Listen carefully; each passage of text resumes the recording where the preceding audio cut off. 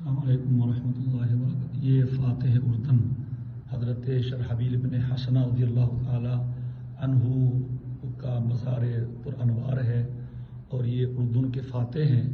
حضرت صدیق اکبر رضی اللہ تعالی عنہ نے انہیں یہاں بھیجا تھا، اور سن 15 ہجری میں یہ اردن فتح ہوا۔ اور یہ اردن جو ہے یہ وکانا فتح الاردنی عن وطن ای قہرا و ارغاما و غلبتا، کان فتح الاردن شرحبیل بن حسنہ رضی اللہ تعالی عنہ عن وطن ای قہرا و ارغاما و غلبتا۔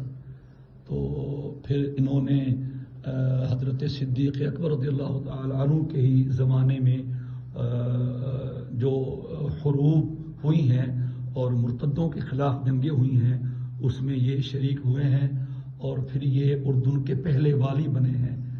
اور حضرت عمر رضی اللہ تعالی عنہ نے بھی ان کو امیر بنایا تھا علی ربع رباع الشام، اور یہ ولات میں سب سے بہتر شمار ہوئے ہیں، عادل تھے اور اپنی رعایا کا خیال کرنے والے تھے۔ یحب رجالہم ویحبونہ ویثق بہم ویثقون بہ۔ اور یہ شرحبیل بن عبداللہ بن مطاع بن